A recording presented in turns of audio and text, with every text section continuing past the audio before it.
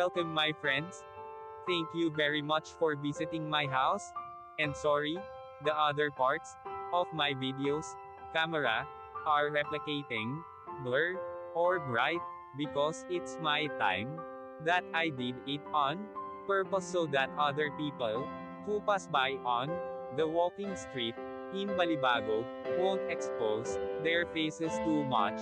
I hope you're kindly understanding my video. Now, sit and listen the history of the walking street, and I will also show you what is happened inside the walking street. If you have been here, please watching the beautiful sight at the walking street Fields Avenue, Balibago, Angeles City. Fields Avenue, Balibago, Angeles City. Fields Avenue is the name of a major street running through Balibago area of Angeles City in the Philippines. It is the center of the red light district and the bar scene of the biggest entertainment district of the Philippines. Fields Avenue in Balibago, Angeles City. The name derives from the common military practice of naming roads adjacent to airfields as Field Street or Field Avenue. Originally, the name referred to the Clark Air Base and was Clark Field Avenue. The name evolved to become Fields Avenue. History: Fields Avenue, Balibago, Angeles City, Pampanga, Philippines. Philippines was an American colony from 1898 to 1946. Bars on Fields Avenue. Catering to the single American defense personnel who worked in the adjacent Clark Air Base, first emerged in 1940.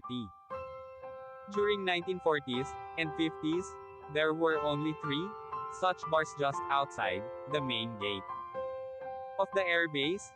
By early 1960s, the Fields Avenue developed as a street line with several bars. From November 1955 to April 1975, America fought Vietnam War. As the number of American troops in this war grew, more and more forces were deployed at Clark Air Base or routed through it. This led to a pro-life ration of bars, live bands, and prostitution, the latter mostly by young Filipino women, most of them either teenagers or 18 hanggang 55 years old. By the 1970s, there were more than 150 bars and prostitution joints along Fields Avenue.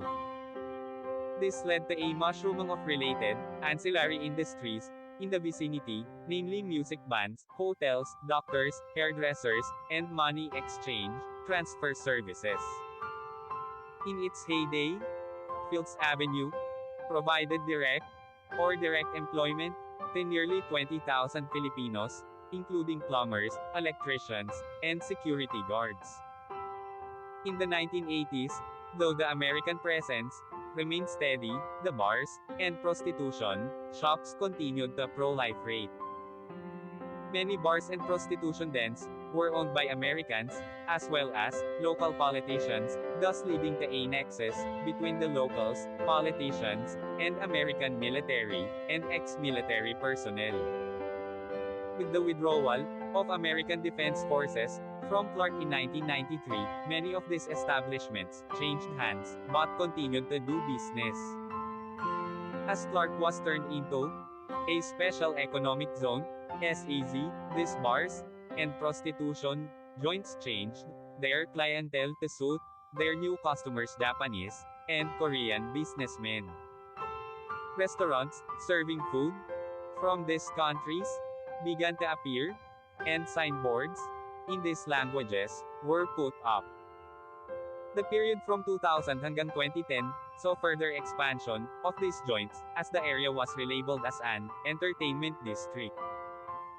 While prostitution was officially banned, girls working here were simply redesignated as guest relations officers (GRO), and prostitution continued in practice. Since then, bars and prostitution joints have continued to pro-life rate and expand. The extent of these establishments has continued further on both sides of Fields Avenue, and many smaller streets of Fields Avenue also sport smaller such establishments. In 2010, a section of Fields Avenue, at the end where it meets the MacArthur Highway, was named as Walking Street, mimicking Walking Street in Pattaya.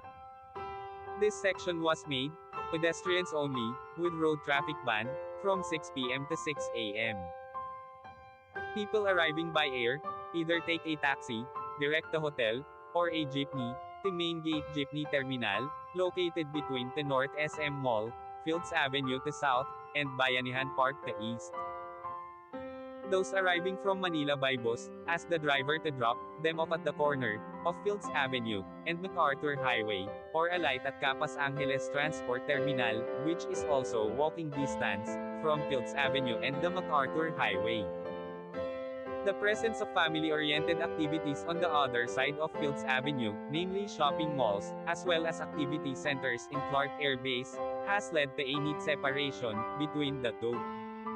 Fields Avenue tends to cater more to single foreigner men, and sometimes women too, with at least 5 bars featuring gigolos and gays, while the rest of Clark caters to family-based entertainment. Fields Avenue remains among the safest streets in the region, with restaurants and hotels. Fields Avenue has the largest density of hotels in Philippines, catering to all budgets, from a large number of 2-star and 3-star hotels, right up to a select few luxurious 5-star hotels. Many of the bars and hotels in Fields Avenue have restaurants attached. Fields Avenue has among the largest variety of restaurants in Philippines, with cuisines ranging from European, continental, Japanese, Korean, Australian, and a select few restaurants serving Indian, Arabic, and Filipino food. Restaurants tend to have long opening hours, most of them open late and close late, up to 4 a.m., though a reasonably number of them open early, around 7 a.m. A few restaurants are open 24 hours. Most Filipino and international fast food chains including McDonald's, KFC, and Jollibee have at least one branch along or near Fields Avenue. 24 Hours Police Station is located in the center of Fields Avenue. Thank you so much. See you my next video.